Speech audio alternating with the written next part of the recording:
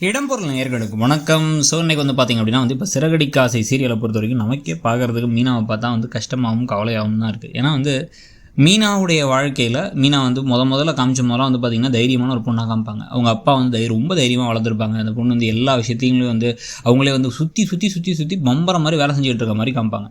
அதுக்கு பிறகு தான் இந்த சந்தர்ப்ப சூழ்நிலையால் அப்பா இறந்து இந்த கல்யாணத்தை பண்ணி அதுவும் முதல்ல மனோஜுக்காக நிச்சயிக்கப்பட்டு மனோஜ் ஓடி போனதுக்கப்புறமா இந்த பொண்ணு வாழ்க்கையை இப்போ முத்துக்கிட்ட பறி கொடுத்த மாதிரி தான் ஆரம்பத்தில் காமிப்பாங்க. ஏன்னா முத்துக்கு விருப்பமே எல்லாம் கல்யாணம் பண்ணிப்பார். அப்பா சொன்னார் தாலி கட்டினேன், அவ்வளோதான், எனக்கு மாதிரி எந்த விருப்பமும் இல்லை, இந்த கல்யாணம் பண்ணுவார், எந்த எண்ணமும் இல்லை அப்படின்னு குடிச்சிட்டே சுற்றுவார். ஃபஸ்ட் நைட்லேயே குடியோடு சுற்றி திரிவார். சண்டை மாற்றி மாற்றி போடுவாங்க.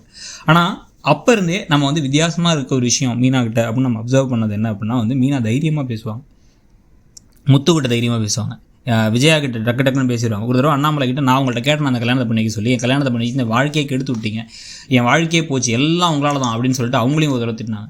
ஸோ இந்த மாதிரி தைரியமாக எல்லா விஷயங்களையும் பண்ணிக்கிட்டு இருந்த ஒரு கேரக்டர் திடீர்னு எப்போ முத்து பாசமாக இருக்க ஆரம்பித்தாரோ அப்போ இருந்து பார்த்திங்கன்னா அப்படியே இந்த கழுதை தெரிஞ்சு கட்டரமான மாதிரி கொஞ்சம் கொஞ்சமாக சுயமரியாதை கௌரவம் அது எல்லாத்தையும் விட்டாங்க. முன்னெல்லாம் எங்கள் வீட்டை பற்றி பேச வேணாம்னு சொல்லுங்க அப்படின்னு சொல்லிட்டு கோவப்படுவாங்க. இப்போ அதெல்லாம் அதை பற்றி கவலைப்படுறது இல்லை. யாரை பற்றி பேசினாலும் என்ன பேசினாலும் அப்படியே அமைதியாக பப்பன்னு நின்றுக்கிறாங்க. இல்லைனா அழுதுகிட்டு இருக்காங்க, கணவரே நீங்களே கொஞ்சம் பார்த்து சரி பண்ணுங்க கணவரே அப்படின்னு கணவரை பார்த்துக்கிட்டே உட்காந்துருக்காங்க. தனக்குன்னு ஒரு முதுகெலும்பு இருக்க மாதிரியே தெரியல. ஸோ இப்போ அதனுடைய அடுத்த எக்ஸ்டென்ஷனாக தான் பார்த்திங்க அப்படின்னா இப்போ இந்த ஃபங்க்ஷனில் இவ்வளோ பெரிய கலைவரம் நடந்திருக்கு. இவங்களை அவமானப்படுத்தி அசிங்கப்படுத்தி எல்லா வகையிலையும் நோக்கடிச்சிருக்காங்க.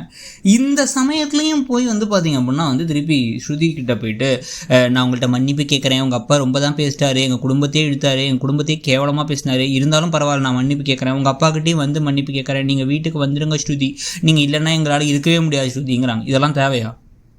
நீங்கள் ஒரு விஷயத்த பண்ணீங்க, கோவப்பட்டீங்கன்னா அது எதுக்காக அப்படின்னா நிஜமாகவே அவங்க சைடில் தப்பு இருந்துச்சு. உங்கள் கணவர் அந்த அளவுக்கு பொறுமையாக இருந்தார். இது வரைக்கும் பொறுமையே சுத்தமாக இல்லாத ஒரு ஆள் முத்து. டக்குன்னு கோவப்படுவார். ஆனால் அவரே அமைதியாக இருக்கணும்னு சொல்லிட்டு சாருன்னு பேசி பார்த்தார். ஆனால் அந்த ஆள் மதிக்கவே இல்லை. அவ்வளோ தூரம் அவமானப்படுத்தி உங்களை வேணும்னே உங்களை நோக்கடிக்கணும்னு பண்ணிட்டார். இப்போ அவர் வீட்டில் போய் இப்போ திருப்பி மன்னிப்பு கேட்க போனீங்கன்னா அவங்க இன்னும் அசிங்கப்படுத்தப்பாரு, இன்னும் பிரச்சனை பெருசாக போகுது. இன்னொரு பக்கம் பார்த்திங்கன்னா ரவி ஒரே வார்த்தையில் ஸ்ருதி வந்தால் தான் வருவாங்கிறார். மற்றவங்க எல்லாருமே தைரியமாக ஒரு முடிவு எடுக்கும்போது, தைரியமாக ஒரு ஸ்டாண்ட்ஸ் எடுக்கும்போது மீனா மட்டும் ஏன் அப்படி இருக்காங்க? இன்னமும் ஏன் மீனா திருப்பி எல்லா வேலையும் நான் தான் செய்யணும்னு இழுத்து போட்டு செஞ்சுக்கிட்டு இருக்காங்க? இவங்களுக்கு ஒரு பூக்கடையை வச்சு கொடுத்தே எதுக்காகனா வீட்டு வேலைக்காரி மாதிரி எல்லாரும் நடத்துகிறாங்க, கையில் 2000 ரூபா காசை வேறு கொடுக்குறாங்க அப்படிங்கிறதுக்காக தான். அப்படி இருக்கும் பொழுது இப்போ திருப்பி கடையும் பார்த்துக்கிட்டு திருப்பி வீட்டில் எல்லா வேலையும் இவங்க தான் சமைக்கிறாங்க. வேலைக்கு ஆள் போடணுன்னாங்க, அதையும் பண்ணுறதில்ல.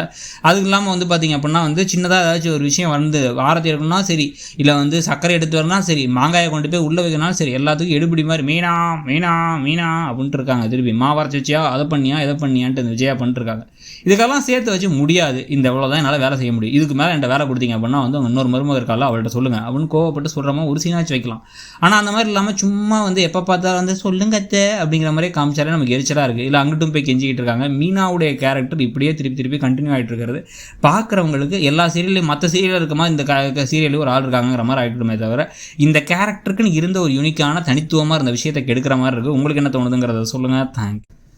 இடம்பொருள் நேயர்களுக்கு வணக்கம். ஸோ இன்னைக்கு பார்த்திங்க அப்படின்னா இப்போ சிறகடிக்க ஆசை